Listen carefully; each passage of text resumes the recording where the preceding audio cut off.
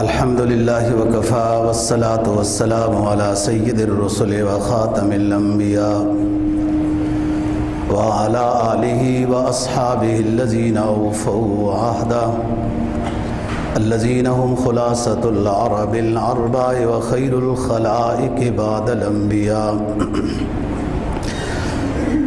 أما بعد فأعوذ بالله من الشيطان الرجيم. بسم الله الرحمن الرحيم. إن الله وملائكته يصلون على النبي يا أيها الذين آمنوا صلوا عليه وسلموا تسليما. قال النبي صلى الله عليه وسلم إن أولى الناس بي يوم القيامة أكثرهم علي صلاة. صدق الله العظيم وصدق رسوله النبي الأمي الكريم ونحن على ذلك لمن الشاهدين والشاكرين والحمد لله رب العالمين. 22واں پارہ سورہ احزاب کی ایک آیت کریمہ اور جناب نبی پاک صلی اللہ علیہ وسلم کا ایک فرمان تلاوت کیا ہے، جس کا مفہوم یہ ہے اللہ رب العزت فرماتے ہیں کہ ان اللہ و ملائکتہ یصلون علی النبی، کہ بلا شبہ اللہ تعالیٰ اور اللہ کے فرشتے نبی پاک صلی اللہ علیہ وسلم پر درود و سلام بھیجتے ہیں. اے ایمان والو، تم بھی اپنے پیغمبر پر درود و سلام بھیجا کرو. جو میں نے حدیث تلاوت کی ہے اس کو امام ترمذی نے نقل کیا. جناب نبی پاک صلی اللہ علیہ وسلم کا فرمان ہے کہ قیامت کے دن سب سے قریب میرے وہ امتی ہوگا جس نے دنیا میں مجھ پر زیادہ سے زیادہ درود و سلام پڑھا ہے، بھیجا ہے. گزشتہ جمعے پر استغفار کی ترغیب کے اوپر بیان تھا. استغفار سے دل صاف ہوتا ہے، گناہوں کی میل دور ہوتی ہے، دل میں جلا پیدا ہوتا ہے، نیکی کی طرف رغبت پیدا ہوتی ہے جب دل صاف ہو جائے. استغفر اللہ الذی لا الہ الا هو الحی القیوم واتوب الیہ. استغفر اللہ الذی لا الہ الا هو الحی القیوم واتوب الیہ. نہیں تو صرف استغفر اللہ ربی من کل ذنب پڑھتا رہے. 5واں کلمہ یاد کرے استغفار اور معمول بنائے استغفار پڑھنے کا. لا الہ الا اللہ محمد الرسول اللہ میں بھی یہی بات ہے کہ لا الہ سے ساری چیزوں کی نفی کر دینی ہے، دل سے سب کچھ نکال دینا ہے. اللہ آ جائے، دل صاف ہو گیا، اس میں اللہ آیا، پھر نبی پاک صلی اللہ علیہ وسلم کے نام لینے کا حکم ہوا، محمد الرسول اللہ. دل کی صفائی کے بعد حبیب کبریا صلی اللہ علیہ وسلم کا نام لینا. تو استغفار کے بعد درود شریف کی فضیلت اور اس کی ترغیب مقصد ہے کہ انسان پڑھنے کا معمول بنائے. اشہد ان لا الہ الا اللہ و اشہد ان محمدً عبدہ و رسولہ. پہلے شہادت اللہ کی یعنی گواہی، اس میں تخلیہ تصفیہ ہو رہا ہے، پھر نبی پاک صلی اللہ علیہ وسلم کا نام آیا ہے. تو دوستو، استغفار ہی ایک ایسی چیز ہے کہ انسان کو جو اللہ سے، اللہ کے رسول سے دور ہوتا ہے تو توبہ کے بعد، استغفار کے بعد وہ قریب آ جاتا ہے. تو اس وقت ملکی لحاظ سے بھی حالات خراب ہیں، ہمارے ذاتی حالات بھی خراب ہیں، بارش کے لحاظ سے بھی حالات خراب ہیں. تو ایسے احوال میں مومن کو زیادہ سے زیادہ رجوع الی اللہ کرنا چاہیے. توبہ، استغفار، ذکر، اذکار، درود و سلام زیادہ پڑھنا چاہیے، اور اسی میں ہی ہماری بھلائی ہے اور خیر ہے دنیا اور آخرت کی. ہر وقت مومن کی تو شان یہی ہے کہ وہ ہر وقت اللہ اور اللہ کے رسول کے قریب ہو، خواہ اس پر خوشی آئے تب شکر ادا کرے گا اللہ کے قریب ہے، کوئی پریشانی آ جائے اس پر صبر کرے اس پر ثواب ملے گا تو بھی اللہ کے رسول کے قریب ہے۔ مومن کی تو شان ہی یہی ہے، اس کی پہچان ہی یہی ہے کہ وہ ہر وقت رجوع اللہ میں رہے، خوف خدا اس پر ہو غالب۔ لیکن جب احوال خراب ہو جائیں، موسم کے مطابق بارشیں نہ ہوں اور ہر طرح کی افراتفری پھیلی ہوئی ہو تو ہم اور کیا کر سکتے ہیں؟ نعرے لگانے سے تو کوئی فائدہ نہیں ہے، بڑا زمانہ نعرے لگتے رہے ہیں۔ رجوع اللہ سے ہمارا فائدہ ہے، اور اسلامی کوئی بھی حکم ہے، کوئی بھی اسلامی حکم ہے، خواہ وہ فرض درجے میں ہو، واجب درجے میں ہو، مستحب درجے میں ہو، سنت درجے میں ہو، مستحب درجے میں ہو، کوئی بھی اسلامی جو حکم ہے اس پر عمل کرنے میں دونوں فائدے ہیں، دنیاوی فائدہ بھی ہے اور آخرت کا فائدہ بھی ہے۔ قرآن مجید نے استغفار کی فضیلت بیان کی تو پہلے فرمایا یمددکم باموال و بنین، استغفار کرو تمہیں مال و دولت دوں گا، اولاد دوں گا، اور پھر فرمایا وَيَجْعَلْ لَكُمْ جَنَّاتٍ وَيَجْعَلْ لَكُمْ أَنْهَارًا، کہ جب آخرت میں ہمارے پاس آؤ گے تمہیں نہریں دیں گے، باغات دیں گے، جنت دیں گے۔ اسلامی کوئی بھی حکم ہے، بے شک مسواک کرنے کا ہو، بے شک سرما لگانے کا ہو، مسجد میں سیدھے قدم سے اندر داخل ہونے کا اور دعا کا ہو، کوئی بھی اسلامی حکم ہے اس میں انسان کا دنیا کا بھی فائدہ ہے، آخرت کا بھی فائدہ ہے۔ باقی دنیا کے جتنے ڈھول بج رہے ہیں ان کا دعویٰ صرف دنیا کا ہے، اور وہ بھی گھسی پڑی ہوئی ملتی ہے، وہ بھی بے سکون ہوتی ہے۔ رجوع اللہ میں جو دنیا بھی ملتی ہے اس میں بھی سکون آتا ہے۔ تو آج کی گزارشات میں نبی پاک صلی اللہ علیہ وسلم پر درود و سلام پڑھنے کی ترغیب مقصد ہے کہ انسان اپنے معمولات میں جس طرح قرآن مجید کی تلاوت کا معمول ہوتا ہے، سورہ یاسین پڑھنے کا لوگوں کا معمول ہوتا ہے، ایسے ہی استغفار یا لا الہ الا اللہ کی تسبیح پڑھنے کا معمول ہے، تو ساتھ ہی درود و سلام والی تسبیح پڑھنے کا بھی معمول ہونا چاہیے۔ اللہم صلی علی محمد وعلی آل محمد واصحاب محمد وبارک وسلم وصلی علیہ، مختصر سا جو بھی درود شریف پڑھنے پر بہت فضیلتیں آئیں اور بہت ترغیب بھی دی گئی اور فائدہ بھی بہت ہے، اور فضیلت پر حدیثیں بھی بہت ہیں۔ اور کمال بات ہے کہ مختلف مقامات پر آپ صلی اللہ علیہ وسلم نے مختلف درود و سلام بتایا ہے، اس میں مختصر بھی ہے صلی اللہ علیہ وسلم۔ آپ نے حدیث کی کتابوں میں دیکھا ہے نا، بھی قال حدثنا فلان قال حدثنا فلان عن ابی ہریرہ قال قال رسول اللہ صلی اللہ علیہ وسلم، مختصر سا درود و سلام لکھا ہوتا ہے۔ بہت سارے محدثین کو سرور کائنات صلی اللہ علیہ وسلم کی زیارت نصیب ہوئی، اور اس کی وجہ یہ بتائی گئی کہ آپ نے جب کتاب میں میری حدیث لکھی، میرا نام آیا، تو اس پر آپ نے صلی اللہ علیہ وسلم لکھا ہے، اس کی برکت سے آپ کو زیارت رسول صلی اللہ علیہ وسلم نصیب ہو رہی ہے۔ ایک حدیث میں جناب کا فرمان ہے کہ جو شخص کوئی دینی کتاب لکھتا ہے اس میں میرا نام آتا ہے اور اس پر وہ صلی اللہ علیہ وسلم لکھ لیتا ہے تو فرشتوں کی ایک جماعت مقرر ہو جاتی ہے، اس درود و سلام کے لکھنے والے پر وہ ہمیشہ رحمت کی دعا کرتی رہتی ہے۔ اس نے تو کتاب لکھی، ایک مرتبہ لکھ دیا صلی اللہ علیہ وسلم، لیکن کہاں کہاں وہ کتاب جائے گی، کتنے لوگ پڑھیں گے، سارے جیسے آپ کا نام گرامی آئے گا صلی اللہ علیہ وسلم پڑھیں گے، اس بندے کو ثواب ملتا رہے گا۔ بات یہ ہے کہ عربی جو حضرات عربی گرامر سے واقف ہیں، اس آیت کریمہ میں وہ غور کریں، ان اللہ و ملائکتہ یصلون علی النبی، یہ جو لفظ ان ہے یہ تاکید کے لیے آتا ہے، یعنی حکم میں زیادہ اہتمام کی طرف دعوت دی جاتی ہے کہ یہ حکم خاص ہے۔ ان جو ہے یہ تاکید کے لیے آتا ہے۔ پھر جو جملہ اسمیہ خبریہ ہے نا، لفظ انا، اس کا جو اسم ہے لفظ اللہ ہے، اور یصلون علی النبی پورا جملہ یہ خبر ہے۔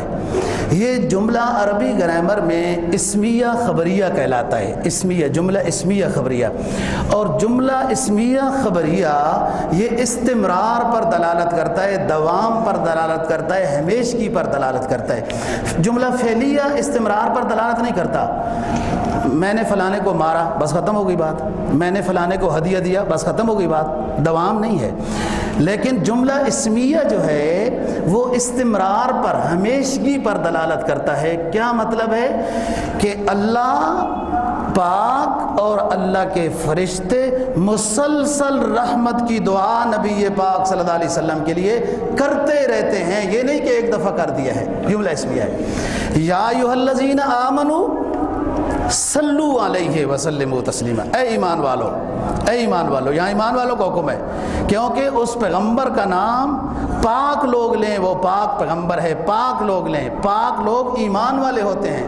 اے ایمان والو تم بھی اپنے پیغمبر پر درود و سلام بھیجا کرو. یہاں امر کا صیغہ ہے. اور میں بتا چکا ہوں کہ امر، یہ مطلق امر جب ہو تو وجوب کے لیے آتا ہے، واجب ہو جاتا ہے حکم. لہٰذا نبی پاک صلی اللہ علیہ وسلم پر درود بھیجنا جیسے اور اسلامی حکم ہیں جو وجوب کے درجے میں ہیں، ایسے یہ حکم بھی واجب ہے. جناب کا فرمان. ایک تو یہ صیغہ امر ہے اور صیغہ امر وجوب کے لیے آتا ہے. نمبر 2، جس کام کے نہ کرنے پر وعید آ جائے، ناراضگی آ جائے، سزا بیان ہو جائے تو وہ کام بھی واجب ہو جاتا ہے. دیکھو، آپ نے سیڑھی پر قدم رکھا، پھر قدم رکھا، قدم رکھا، آمین آمین فرمایا. صحابہ نے پوچھا حضرت آپ نے آج بغیر اس عادت کے آمین آمین اونچی فرمائی ہے، تو کیا پیش آ گیا معاملہ؟ آپ نے فرمایا کہ جبرائیل آئے اور انہوں نے مجھے یہ بتایا کہ اللہ پاک یہ فرما رہے ہیں کہ جس شخص کے سامنے آپ کا نام نامی آئے اور وہ درود نہ بھیجے تو اس پر اللہ کی ناراضگی ہے. تو آپ کو مجھے حکم دیا کہ آپ فرمائیں آمین کہ ایسا ہی ہو.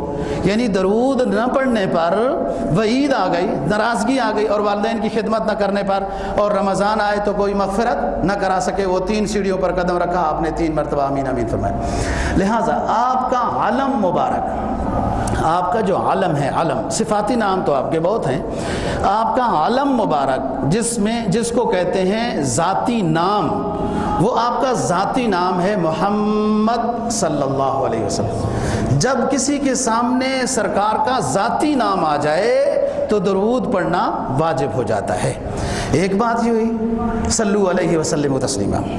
دوسری ایک مقام پہ فرمایا جناب نبی پاک صلی اللہ علیہ وسلم نے البخیل من ذکرت فلم یصلی علیہ.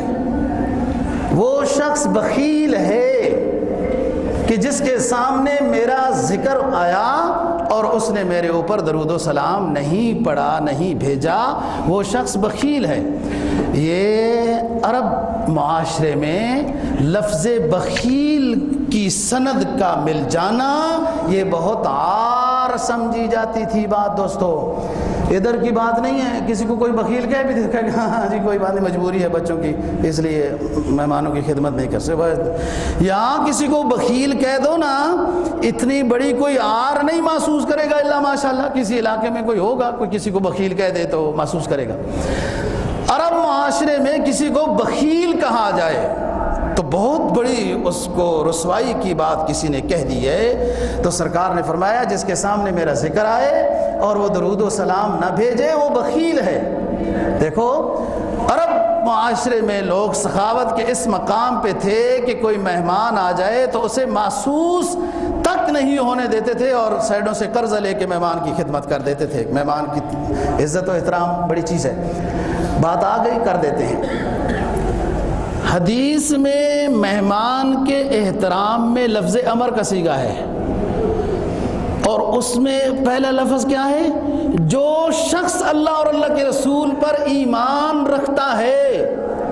جو شخص، یاد رکھنا بات، اللہ اور اللہ کے رسول پر ایمان رکھتا ہے اور اس کے پاس مہمان آ گیا فَلْيُكْرِمْ ضَيْفَهُ، لازمی ہے اس پر کہ اپنے مہمان کا اکرام کرے. اکرام صفت مبالغہ ہے، یہ باب افعال ہے، اس میں مبالغہ ہوتا ہے، اور اس کا تو حمزہ بھی اصلی اور قطعی ہے، یعنی مہمان کے اکرام میں تھوڑا تکلف بھی مطلوب ہے، اکرام عام روٹین سے ہٹ کے، لیکن اس میں شریعت نے آگے اصول بیان کیے کہ ایسا قرضہ ایسی صورت بھی نہ بنائے مہمان میزبان کہ کل اس کو تکلیف ہو جائے، جو اس کے پاس ہے اس میں تھوڑا تکلف کرے تاکہ مہمان یہ سمجھے کہ میرے آنے کی وجہ سے یہ شخص خوش ہے، وہ پرانی ہی فریج کی دالیں گرم کر کر کے تو نہیں ڈھیر لگاتا گیا رکھتا گیا، مہمان کے آنے کی اس کو خوشی ہے، اس لیے تھوڑا سا اس نے تکلف بھی کیا۔ فَلْيُكْرِمْ صیغہ امر ہے، مہمان کا اکرام کرو، اور مہمان اور روایات میں پھر انشاءاللہ کسی موضوع پہ مہمان کی بات کریں گے، جو اصل بات ہے ادھر آتے ہیں۔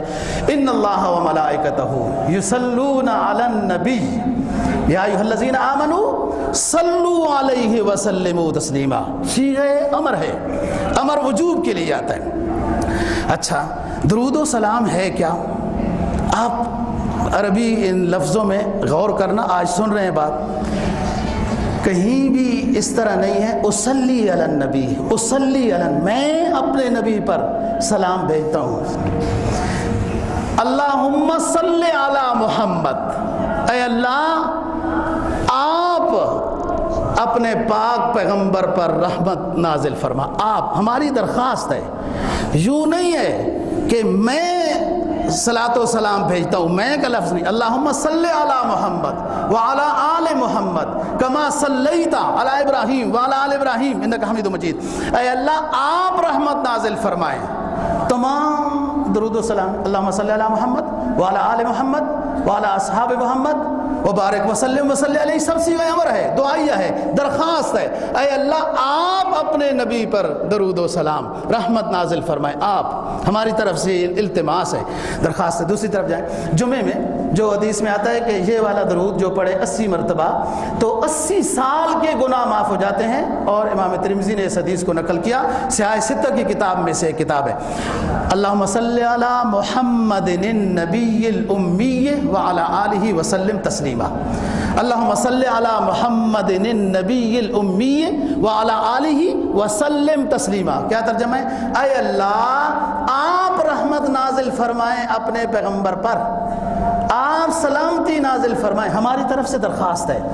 آپ نے کبھی غور کیا ان تمام صیغوں میں، یہ تمام صیغے جتنے ہیں جو امتی نے درود و سلام پڑھنا ہے نا، اس میں سب یہ ہے کہ اے اللہ ہم تو عیبوں سے بھرے ہوئے ہیں، تو بھی معصوم بے عیب ہے، تیرا پیغمبر بھی معصوم اور بے عیب ہے، اے طاہر رب اپنے طاہر پیغمبر پر رحمت نازل فرما، یہ اللہم صلی علی محمد کا مطلب ہے۔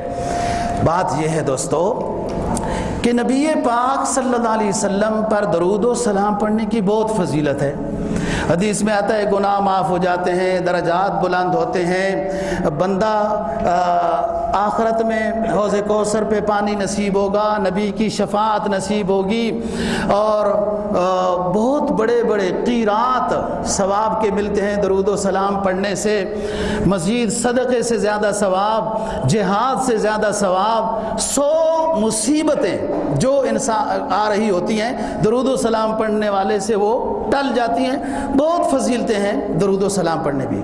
لیکن بات یہ ہے جو اونچے اللہ والے لوگ گزرے ہیں نا، انہوں نے بڑی اونچی بات کی، اللہ والوں کی، اولیاء اللہ کی سب باتیں اونچے ہوتی ہیں نا جی، وہ فرماتے ہیں اگر درود و سلام پڑھنے پر اللہ کی طرف سے کوئی انعام نہ بھی ملتا تب بھی ہمارا پیغمبر ہمارا محسن ہے اور ہم درود و سلام پڑھتے رہتے۔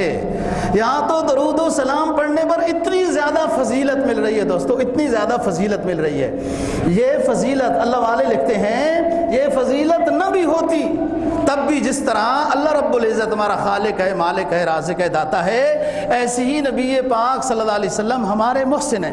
آپ نے کبھی غور کیا آتن الوسیلۃ والفضیلہ یا ایھا الذین آمنوا ابتغوا الیہ الوسیلہ، اے ایمان والو وسیلہ تلاش کرو، وسیلہ کیا ہے؟ نیکی کرو، درود و سلام بھیجو۔ آپ جو وسیلہ بھی اپنے رب کے سامنے پیش کرتے ہیں، یا اللہ پاک میں نے آج درود و سلام بھیجا ہے، یہ وسیلہ ہے، یا اللہ پاک میں نے قرآن مجید کی تلاوت کی ہے، یہ وسیلہ ہے، اس کی وجہ سے میری دعا قبول کر۔ جو بھی آپ وسیلہ اللہ کے سامنے پیش کر رہے ہیں، ہر وسیلہ وسیلہ محمد صلی اللہ علیہ وسلم ہے۔ ہمیں جو بھی ملا، قرآن تلاوت کی صورت میں ملا، توحید ایمان کی صورت میں ملی، فکر آخرت ملی، ذکر و اذکار ملا، گناہوں سے بچنے کی وعیدیں ملی، اچھے کام کرنے پر ثمرات ملے، یہ تمام چیزیں ہی بواسطہ بوسیلہ رسول صلی اللہ علیہ وسلم ملی ہے۔ لہذا جو امتی جو نیکی بھی کر رہا ہے، اس کا ثواب خود بخود نبی پاک صلی اللہ علیہ وسلم کو پہنچ رہا ہے، یہ وسیلہ ہے۔ تو بات یہ کر رہا ہوں کہ علماء لکھتے ہیں اگر انعامات درود و سلام پڑھنے پر نبی ملتے، تب بھی امتی جو اللہ والے اونچے لوگ ہوتے ہیں نا، وہ اپنے محسن، نبی پاک صلی اللہ علیہ وسلم محسن ہیں۔ اور قرآن مجید نے کیا فرمایا؟ قرآن مجید نے کسی نعمت پر یوں نہیں فرمایا اہل ایمان کو، اللہ پاک نے اہل ایمان کو سب نعمتیں دی ہیں، ساری نعمتیں ہیں نا جی، ہم نعمتوں میں ہی بیٹھے ہیں نا، ہمارے کیا اوقات ہیں؟ اللہ پاک نے اتنا اچھا ملک عطا کر دیا، اللہ ہمیں قدر کی توفیق دے، یہ بھی بڑی نعمت ہے، صحت نعمت ہے، ایمان بڑی نعمت، سب سے بڑی دولت ایمان ہے۔ تو بات یہ ہے، یہ ساری نعمتیں، ان تمام نعمتوں کو اللہ نے گنوایا، دعوت فکر دی کہ یہ نعمتیں میری، ان پہ غور کرو، میرے بن جاؤ، میرے ساتھ سلوک کرو، یہ ساری باتیں۔ لیکن کسی نعمت پر اللہ پاک نے احسان کا لفظ نہیں فرمایا کہ میں نے تمہارے اوپر احسان کیا کہ تمہیں صحت دی، میں نے تمہارے اوپر احسان کیا کہ تمہیں رزق دیا، میں نے تمہارے اوپر احسان کیا کہ ندی نالے فلاں سورج چاند ستارے دے۔ نہیں، نبی آخر الزمان صلی اللہ علیہ وسلم کی بات ہے، فرمایا لقد من اللہ علی المؤمنین، لقد من اللہ علی المؤمنین اذ بعث فیہم رسولا من انفسہم یتلو علیہم آیاتی ویزکیہم وَيُعَلِّمُهُمُ الْكِتَابَ وَالْحِكْمَةَ وَإِنْ كَانُوا مِنْ قَبْلُ لَفِي ضَلَالٍ مُبِينٍ۔ اللہ قسمیں اٹھا کے کہہ رہا ہے لقد من اللہ، قسم ہے اس کی عظمت کی، اس رب العالمین نے آل ایمان پہ احسان کیا کہ اپنا آخری حبیب تمہیں میں سے تمہیں دے دیا۔ اس کا کام یہ ہوگا، پھر انشاءاللہ بات کریں گے۔ تو بات یہ ہے، نبی محسن اعظم ہے، محسن اعظم ہے، ہمیں ہر چیز، ہر عادت، ہر شے، ہر طریقہ زندگی، معاشرت کی، اخلاق کی، حکومت کی، تمدن کی، گھر کی، ملک کی، سب نبی پاک صلی اللہ علیہ وسلم کے واسطے سے ملی۔ یہ امتی ایسی کوئی ایسے گناہ ہو گیا، کوئی ناراضگیاں چل رہی ہیں کہ یہ دوسروں کے راستے میں بھلائیاں تلاش کر رہا ہے۔ ادھر نہیں ہیں بھلائیاں، ادھر بے سکونیاں ہی بے سکونیاں، ادھر بھلائیاں ہیں۔ ہاں، جب ناراض ہو جائے نا، والد ناراض ہو جائے تو اولاد کو تھوڑا سا یوں چھوڑ دیتا ہے، درمیان میں فکر ہوتی ہے کہ آ جائے، لیکن اس کی تنبیہ کے لیے تھوڑا سا بے رخی کر لیتا ہے۔ ہمیں بھی تنبیہ، مقصد ہے کہ کدھر جا رہے ہو، اس سرکار کی سیرت میں آؤ، سب کامیابیاں اس میں ہیں۔ تو بات یہ ہے جو دوستو کہ نبی پاک صلی اللہ علیہ وسلم کا فرمان موجود ہے، فرمایا من صلی علیہ مرتن صلی اللہ علیہ 10 مرات۔ اللہ پاک فرما رہے ہیں جو شخص نبی پاک صلی اللہ علیہ وسلم پر ایک مرتبہ درود و سلام بھیجتا ہے، اللہم صلی علی محمد وعلی آل محمد وعلی اصحاب محمد وعلی ازواج محمد وبارک وسلم وصلی علیہ، مختصر سا درود، وعلی من تبعہم اجمعین بھی بعض حضرات نے لکھا ہے اللہم صلی علی محمد وعلی آل محمد وعلی اصحاب محمد وعلی ازواج محمد وعلی من تبعہم اجمعین، اور جو بھی نبی کے پیروکار ہیں سب پر سلامتی ہو۔ تو یہ درود و سلام ہے۔ ایک مرتبہ کسی شخص نے یہ پڑھ دیا صلی اللہ علیہ 10 مرات، اللہ پاک اس بندے پر 10 مرتبہ رحمت نازل فرمائے گا۔ رواہ ابو داود۔ اب امام ترمذی کی حدیث سنیں، جس شخص نے نبی پاک صلی اللہ علیہ وسلم پر ایک مرتبہ درود و سلام پڑھا اللہ پاک کی طرف سے 10 رحمتیں نازل ہوں گی۔ جس نے 10 مرتبہ درود و سلام پڑھا اللہ پاک کی طرف سے 100 مرتبہ رحمتیں نازل ہوں گی۔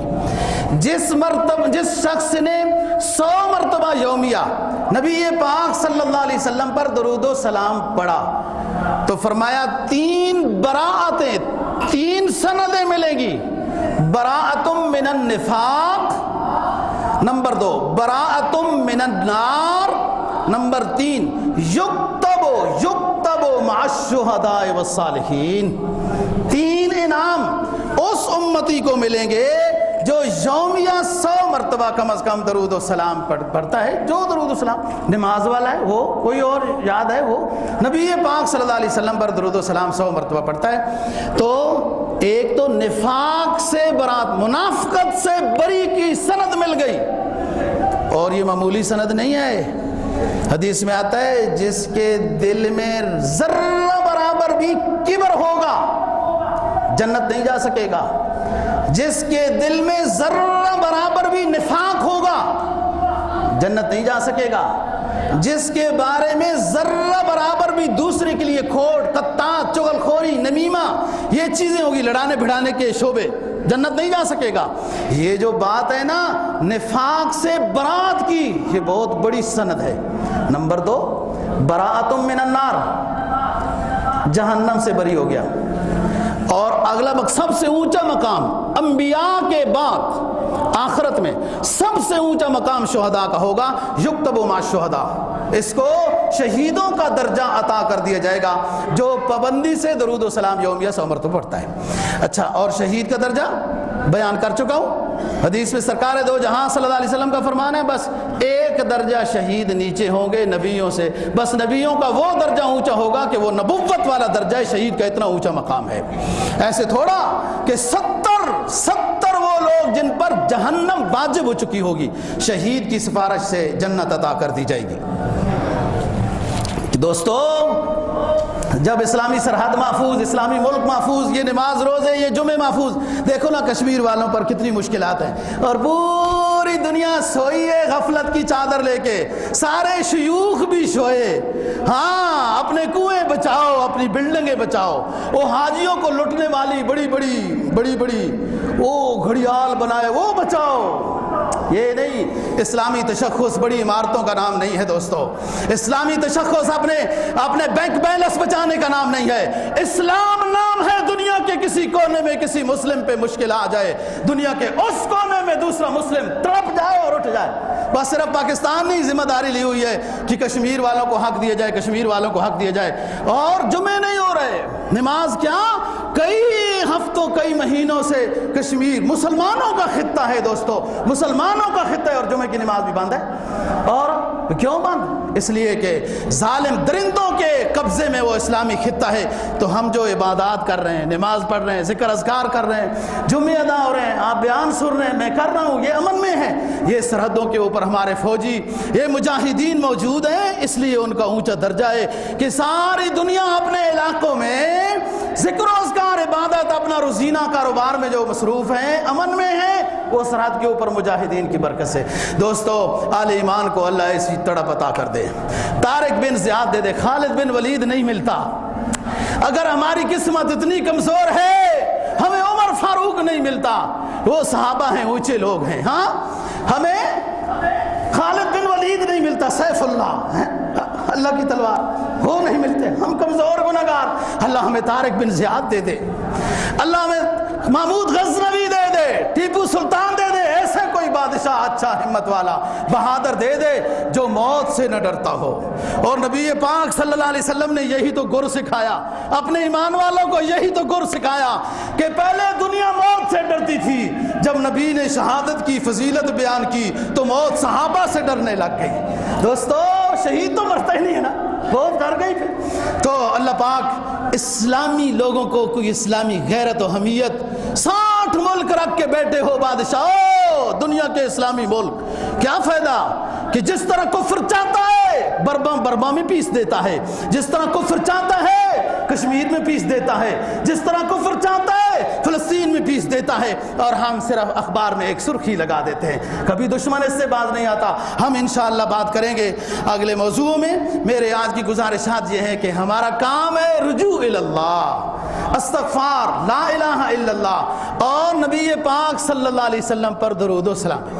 تو 3 برات درود و سلام پڑھنے والے کو مل گئی، نفاق سے بری، جہنم سے بری، معمولی بات نہیں ہے دوستو، معمولی بات نہیں ہے، اور شہید کے ساتھ لکھا گیا۔ نفاق سے برات کی دوسری حدیث سنی نا، من صلی 40 یوما بالجماع، ترمذی نے نقل کی، من صلی 40 یوما بالجماع یکتب له براءتان، براءت من النفاق و براءت من النار۔ جس شخص نے 40 دن نماز با جماعت تکبیر اولا کے ساتھ ادا کی تو اس کو 2 براءتیں نصیب ہوگی، ایک منافقت سے بری کا اعلان، سند مل گئی اس کو، اور دوسرا جہنم سے برات کی سند مل گئی۔ 40 دن نماز با جماعت، 5 نمازیں ہوتی ہیں دن میں، نماز با جماعت تکبیر اولا کے ساتھ۔ مشکل تو یہ بھی نہیں ہے اہل ایمان کے لیے دوستو، مشکل یہ بھی نہیں، کیا مشکل ہے؟ نماز پڑھنی ہے،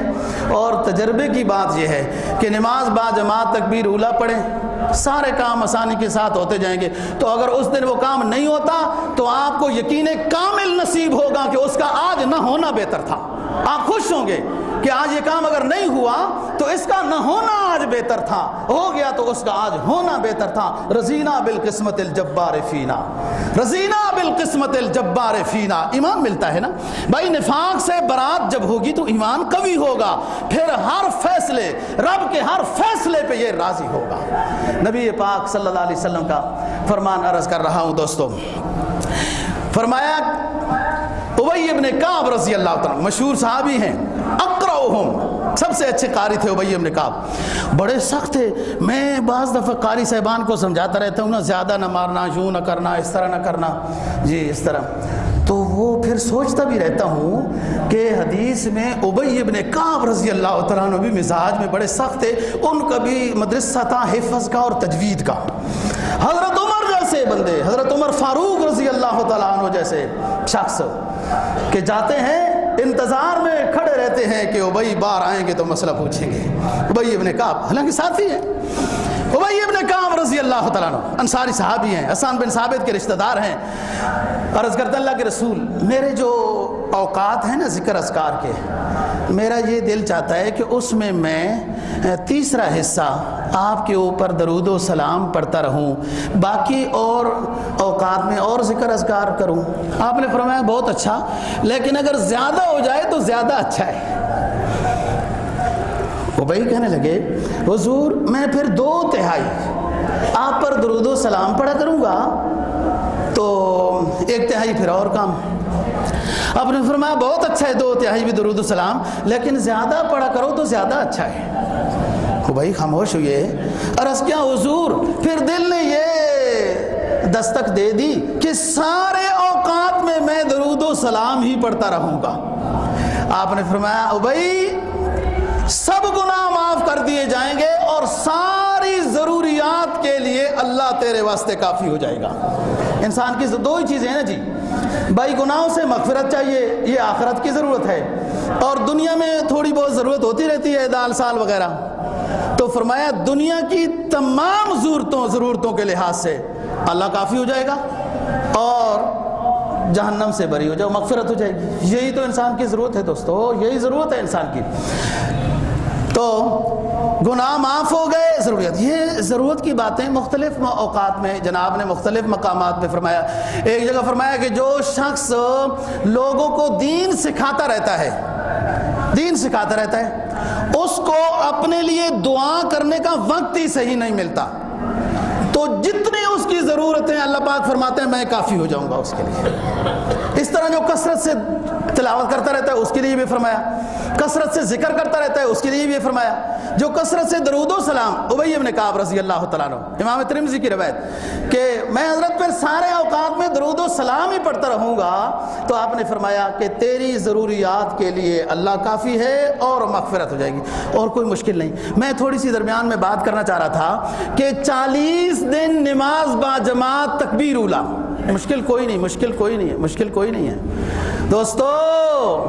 وقت کے بادشاہ جن کی زندگیوں میں نماز تکبیر اولا نہیں چھوٹی، وقت کے بادشاہ، جب سلطان ٹیپو سلطان نے اپنے یہاں مسجد بنوائی نا اور اس کا افتتاح کرنا چاہا، لوگ آگے جمع ہوئے، کہاں افتتاح وہ شخص کرے جس کی کبھی نماز با جماعت تکبیر اولا نہ رہی ہو، صاحب ترتیب ہو۔ صاحب ترتیب سمجھتے ہیں آپ؟ صاحب ترتیب نماز با جماعت تکبیر اولا بھی نہیں رہو، کوئی نماز اوپر نیچے بھی نہیں ہوئے، قضا ہو جاتی ہے نا کئی نمازیں، تو ان کو بھی ترتیب سے پڑھنے کا حکم ہے۔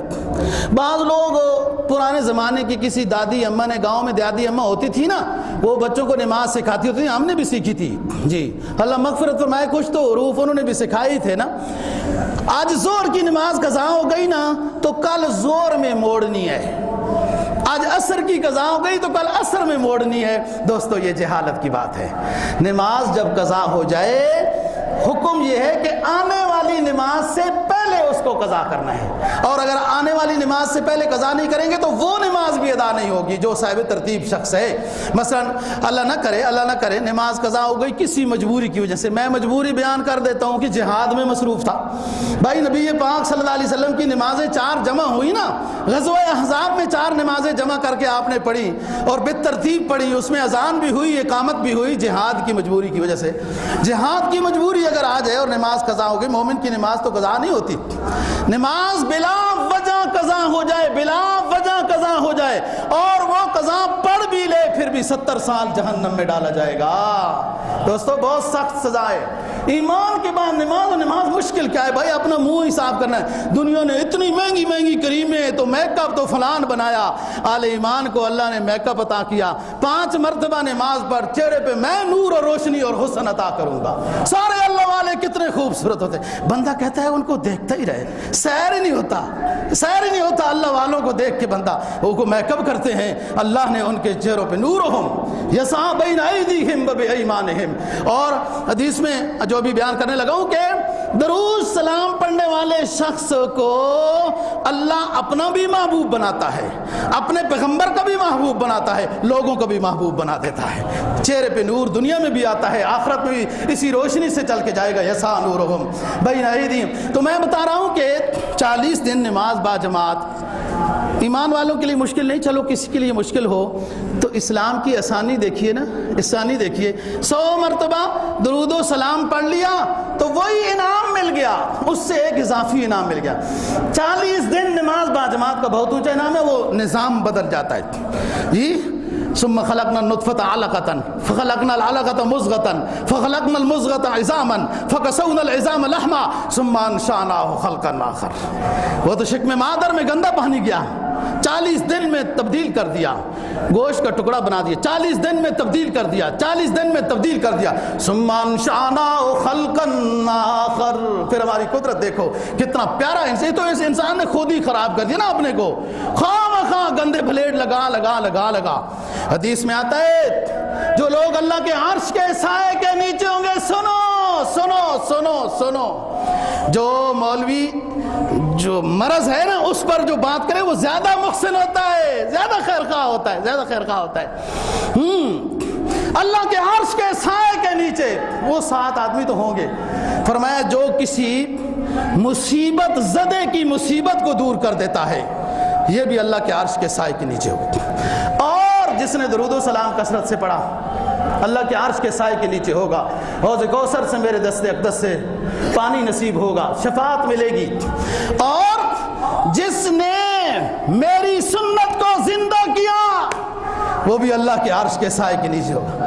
اچھا بات سنو دوستو، بڑی خیر خواہی کے ساتھ بات سننی ہے، یہ بلیڈ چلانے والوں کے ساتھ ہمدردی ہے، یہ جو بلیڈ چلاتے ہو یہ سنت کو قتل تو نہیں کرتے ہو، یہ کہیں سنت کو قتل تو نہیں کرتے ہو؟ ذرا یہ میرا جملہ رات کو تنہائی میں سوچنا کہ یہ سنت کہیں قتل تو نہیں ہو رہی، سنت کو قتل نہیں کرنا۔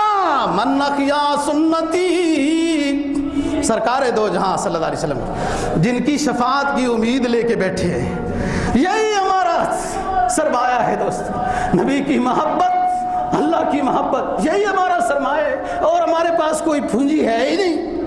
ہمیں تو نبی پاک صلی اللہ علیہ وسلم کی سفارش کی امید ہے اور اسی میں بیٹھے۔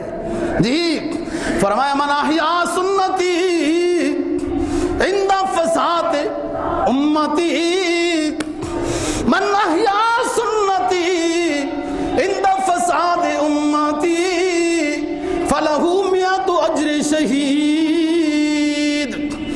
جس نے میری سنت کو زندہ کر دیا، فساد زمانہ میں لوگ سنتوں کی جنازے اٹھا رہے تھے، قتل کر رہے تھے سنتوں کو، او مسلم نبی کا چاہنے والا، نبی کا امتی اپنے نبی کی سنتوں کے جنازے اٹھا رہا تھا، کافر نہیں، ان سے گلا کیا، وہ تو کافر ہیں۔ نبی کا چاہنے والا، نبی کا امتی، نبی کی شفاعت کی امید رکھنے والا، آرزوؤں میں، اسی آرزو میں زندگی گزارنے والا، نبی کی سنتوں کو زندہ کرے گا فساد امت کے زمانے میں، فلہو مئۃ اجر شہید، 100 شہیدوں کا ثواب ہے۔ سنت ہے تو سنت، لوگ سمجھتے سنت ہے کیا ہے، سنت کیا ہے، یہ ایسا کبھی نہیں کہنا چاہیے۔ سنت بڑی چیز ہے، نبی اونچا ہے، نبی کو جو چیز اللہ نے عطا کی سب اونچی چیز ہے، سب اونچی چیز ہے۔ ہم کمزور ہیں۔ میں ساتھیوں کو بتاتا ہوں، میں آپ کو جانتا ہوں ماشاءاللہ، آپ کے ایمان کو سمجھتا ہوں، دیکھتا ہوں، میرا شعبہ ہے نا، یہ ڈاکٹر صاحب بیٹھے ہیں، یہ دور سے ہی سمجھ آتے ہیں مولوی صاحب کے کان ٹھیک نہیں ہے، گلا صحیح نہیں ہے، ان کو آج دوائی دینی ہے نا، تو ہم بھی کسی چھوٹی سی کلینک کے ڈاکٹر ہیں، چھوٹی سی کلینک کے ڈاکٹر، بڑے ڈاکٹر نہیں ہیں، سرجن اور ہیں، چھوٹی سی۔ ہم سمجھتے ہیں آپ کے ایمان کو، آپ کا ایمان یہ چاہتا ہے کہ داڑھی رکھتے ہیں، دل آپ کا چاہتا ہے، بیان سنتے ہیں، دل بنتا ہے آپ کا، جوش اٹھتا ہے، جذبہ اندر ہے نا ایمان، اس کو تھوڑا سا وہ ملتا ہے نا، لیکن وہ رک اس لیے جاتے ہیں کہ ہو سکتا ہے ہم اس نورانی سنت کی قدر نہ کر سکیں، رک اس لیے آپ جاتے ہیں۔ مجھے اندازہ ہے آپ اللہ سے یہ دعا مانگے نا، اللہ مجھے ہمت دے، بہادری دے، جرأت دے، جذبہ دے، اس سنت کو زندہ کرنے لگا ہوں، آپ مجھے یہ شوق جو عطا کیا ہے اس پر استقامت عطا کر، ضرور اللہ عطا کرے گا، اللہ عطا کرے گا۔ اللہ نے سب خوبیاں نبی کی سنت میں رکھی۔ حضرت ابی بن کعب رضی اللہ تعالیٰ عنہ کی حدیث آپ کو سنائی، ابو طلحہ انصاری رضی اللہ تعالیٰ عنہ مشہور صحابی ہیں، بڑے اونچے صحابی ہیں، یہ وہ صحابی ہیں جو ہے سن کے ہی تو سب کچھ لٹا دیتے ہیں نا۔ ابو طلحہ انصاری رضی اللہ تعالیٰ عنہ عرض کرتے ہیں کہ ہم جو ہے 5-6 صحابہ کرام ایسے تھے کہ ہم اکثر رسول پاک صلی اللہ علیہ وسلم کے ساتھ ہوتے تھے، ان میں سے اگر 1-2 نہ آتے تو 1-2 دوسرے پوری کوشش کرتے کہ ہم نے ناغہ نہیں کرنا۔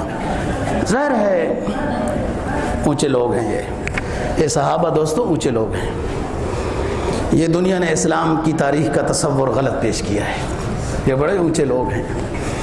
اللہ نے ویسے تھوڑا اعلان کیا فَإِنْ آمَنُوا بِمِثْلِ مَا آمَنْتُمْ بِهِ، ایمان والو ایمان تب قبول ہوگا، میرے نبی کی جماعت جیسا ایمان بناؤ تب قبول ہوگا، ایسی معمولی بات نہیں ہے۔ ابو طلحہ رضی اللہ تعالیٰ عنہ کہتے ہیں ہم چند صحابہ ساتھ ہوتے تھے، لیکن 1-2 نہ ہوتے تو ضرور ہم تو ساتھ ہوتے، میں ساتھ تھا۔ رسول پاک صلی اللہ علیہ وسلم باغ میں تشریف لائے، لمبے سجدے میں میں ڈر گیا کہ حضور کی روح پرواز کر گئی، اتنا لمبا سجدہ۔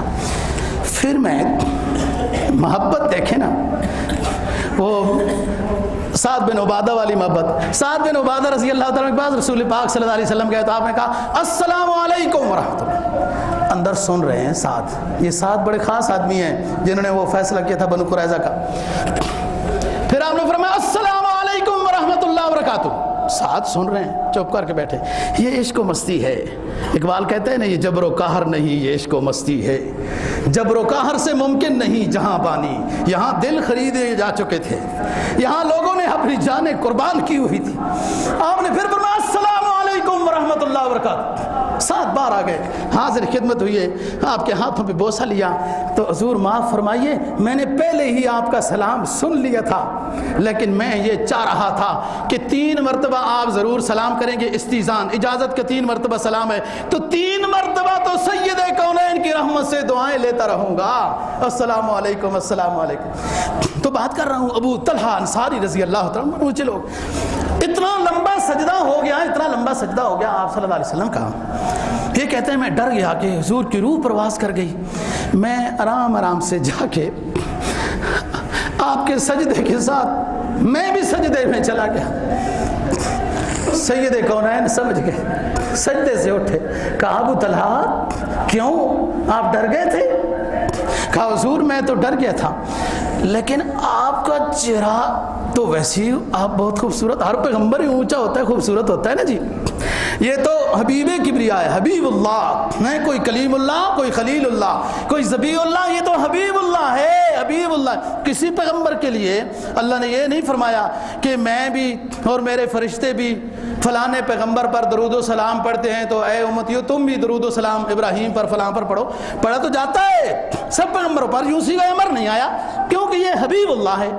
اچھا آپ جو ہے ویسے ماشاءاللہ خوبصورت، اور دنیا دیکھ کے اپنے غم بھول جاتی تھی سید کونین کے چہرے انور کو، ظاہر ہے ظاہر ہے۔ تو آپ صلی اللہ علیہ وسلم سجدے سے، لمبے سجدے سے اٹھتے ہیں اور بہت خوش بہت خوش بہت خوش، بشاشت چہرے کے اوپر ہے اور تبسم ہے۔ میں نے عرض کیا اللہ کے رسول بشاشت آج کچھ زیادہ محسوس ہو رہی ہے، کیا وجہ ہے؟ آپ نے فرمایا ابو طلحہ آج اللہ نے بڑا انعام کیا ہے۔ کیا انعام؟ کہ جو شخص میرے اوپر 1 مرتبہ درود بھیجے گا اللہ 10 مرتبہ رحمتیں بھیجے گا، 10 گناہ معاف کرے گا اور 10 درجے اس کے بلند ہوں گے۔ یہ انعام مجھے ملا، یعنی میری امت کو ملا، اس لیے میرے چہرے پہ آپ کو بشاشت نظر آ رہی ہے۔ دوستو درود و سلام کا معمول ہونا چاہیے۔ جمعے میں اللہم صلی علی محمد النبی الامی وعلی آلہ وسلم تسلیما، سب کتابوں میں یہ لکھا ہے، نہیں تو جو یاد ہے۔ ایک بغداد میں قاری صاحب رہتے تھے، میں نے آپ کو بتایا نا قاری صاحبان بڑے سخت ہوتے ہیں، لیکن اتنے بھی نہیں ہوتے، آج کل حکومت نے ان کو ڈرا کے وہ جو حفظ 1 سال میں ہوتا تھا نا، اب وہ بچے 3 سال میں 2 سال میں حفظ کر رہے ہیں کہ وہ سختی جو منع ہو گئی ہے۔ بہرحال اچھی بات ہے، لیکن کچھ نہ کچھ ہوتا بھی بچے پڑھتے ہیں، ہم نے بھی تبھی پڑھا ہے جب کچھ ہوا ہے، ورنہ تو ایسے ہی ہوتے نظام۔ ہاں جی، بات کر رہا ہوں بغداد میں ایک قاری تھے محمد بن ابو بکر بن محمد، ابو بکر بن مجاہد، یہ مشہور مجاہد، ابو بکر بن مجاہد ایک بغداد میں مشہور قاری صاحب تھے۔ محمد بن مالک روایت کرتے ہیں، اس کو ابو حفص ایک محدث گزرے ہیں سمرقندی، انہوں نے اپنی کتاب رونق المجالس، حوالہ یاد رکھنا، رونق المجالس، ویسے نزہت المجالس والے نے بھی یہ واقعہ لکھا ہے جو میں بیان کر رہا ہوں۔ رونق المجالس ابو حفص سمرقندی نے واقعہ لکھا ہے۔ محمد بن مالک جو شاگرد ہیں ابو بکر بن مجاہد کے، یہ روایت کرتے ہیں کہ ہم ابو بکر رحمہ اللہ تعالیٰ اپنے استاد محترم کے پاس سبق پڑھ رہے تھے، ایک شخص آیا اور پورا گندہ حالت تھی اس کی، آ کے بیٹھ گیا، جیسے آیا تو ہمارے استاد محترم تو بڑے، میں نے بتایا نا ابھی تعارف کرایا قاری صاحبان کا، میں اتنا سخت آدمی نہیں ہوں، ویسے آپ لوگوں کو میں سخت مزاج لگتا ہوں، ایسے ظاہری طور پر ویسے ڈیزائن اس طرح کا ہے، لیکن قاری صاحبان تھوڑے سے سخت ہوتے ہیں۔ وہ عالم دین جو ہوتا ہے اس کا ایک قدرتی فی الجملہ تھوڑا بہت روب ہوتا ہے، وہ ہو نہیں تو لوگ کب سے پکڑ کے نہ پھینک دیتے، یہی تو روب اللہ عطا کرتا ہے۔ ہاں بڑے بڑے لوگوں نے کوشش کی ہے مسجد نہ بنے فلاں نہ بنے، وہ اللہ روب عطا کرتا ہے، وہ ہوتا ہے، لیکن سخت نہیں ہوں، آپ قریب آ کے دیکھیں گے فائدہ ہوگا انشاءاللہ۔ وہ دوسری بات جو کر رہا ہوں کہ وہ محمد بن مالک جو شاگرد ہیں نا، وہ ابو بکر اپنے استاد کی بات کرتے ہیں کہ وہ سبق پڑھا رہے ہیں اور ہیں بڑے سخت ہمارے استاد بغداد کے۔ ایک شخص آیا پورا گندہ حالت، ہمارے استاد نے بڑی اچھا اس کا استقبال کیا، ہمیں اس پر بھی حیرانگی ہوئی۔ اس شخص نے کہا کہ گھر میں کوئی ولادت کا مسئلہ ہے تو شہد ضرورت ہے اور گھی ضرورت ہے، اور کچھ بھی نہیں ہے، افلاس ہے گھر میں۔ ہمارے استاد محترم ابو بکر بہت پریشان ہو گئے، اتنے غمگین ہوئے، آپ دیدہ ہو گئے، تھک گئے، غم میں تھک گئے، غم جلدی تھکاتا ہے دوستو، اور خوشی تھکاوٹ کو ختم کر دیتی ہے۔ سو گئے استاد، سبق کے دوران سو گئے، وہ پراگندہ حال شخص غریب بابا وہ بیٹھا ہوا ہے۔ وہ جی استاد جب بیدار ہوئے فرمایا چلو چلو کہیں جانا ہے۔ شاگردوں نے پوچھا حضور کہاں جانا ہے؟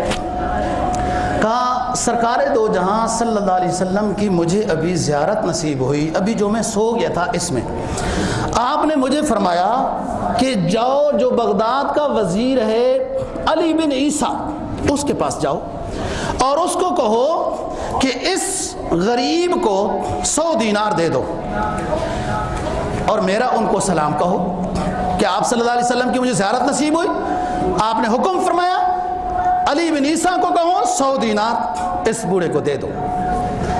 اور اگر وہ نہ مانے، ہو سکتا ہے وہ کہے ویسی بات ہے، کوئی جھوٹی خبر خواب نہ ہو، لعاذ باللہ ایسی بات بھی نہیں ہونی چاہیے، تو آپ اس علی ابن عیسیٰ کو کہنا کہ سچی بات ہے رسول پاک صلی اللہ علیہ وسلم کی مجھے زیارت نصیب ہوئی ہے، انہوں نے آپ کو سلام کہا ہے اور علامت کے طور پر یہ بتایا ہے کہ تم ہر روز رات کو 1000 مرتبہ درود و سلام پڑھتے ہو، اور آج بادشاہ سلامت نے رات کو تمہیں بلا لیا تھا اور تم نے 1000 پورا نہیں کیا ہنسا، ہم تک 700 مرتبہ صرف درود و سلام تمہارا پہنچا ہے آج۔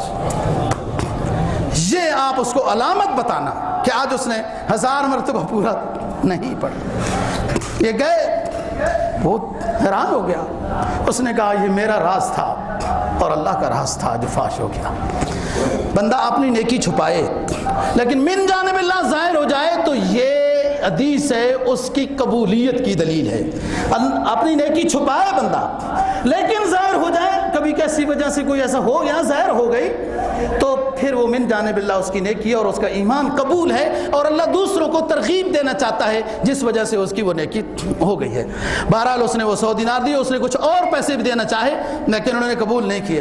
دلائل الخیرات ایک مشہور کتاب ہے درود السلام کی، آپ لوگ پڑھا کریں ماشاءاللہ۔ وہ بزرگ نے وجہ لکھی ہے کہ میں نے دلائل الخیرات لکھی کیوں ہے کہ ہم ایک سفر میں تھے، ایک جگہ پہ وضو بنانا چاہا تو رسی ڈول نہیں ہے اور پانی نیچے ہے، میں پریشان ہوں۔ ایک نیک خاتون نے مجھے پوچھا کہ کیا بات ہے، آپ کیا ڈھونڈ رہے ہو؟ تو انہوں نے کہا کہ میرا وضو نہیں ہے تو رسی اور ڈول بھی نہیں ہے، کنویں کا پانی نیچے ہے تو رسی ڈھونڈ رہا ہوں۔ اس خاتون نے کہا قریب آؤ۔ لعاب اس خاتون نے لیا اپنا اور کنویں میں ڈال دیا، پانی اوپر آ گیا۔ یہ حیران ہو گئے یہ کیسے پانی آ گیا، آپ کے اندر نیکی کون سی ہے؟ کہا نیکی یہ ہے جب سے ہوش سنبھالا ہے اپنے سرکار پر درود و سلام ہی پڑھتی رہتی ہوں، تو میں نے اس نیت سے لعاب ڈالا کہ جس ہستی پہ میں سلام پیش کرتی ہوں اس نے بھی کبھی لعاب اپنا لعاب اطہر نکال کے کنویں میں ڈالا تھا، کنواں اونچا ہو گیا۔ اس کے بعد اس بزرگ نے دلائل الخیرات کتاب لکھی درود و سلام پر۔ باقی بات انشاءاللہ کریں گے۔ اللہ ہمیں دین کی سمجھ اور عمل اور درود و سلام پڑھنے کی توفیق نصیب فرمائے۔ واخر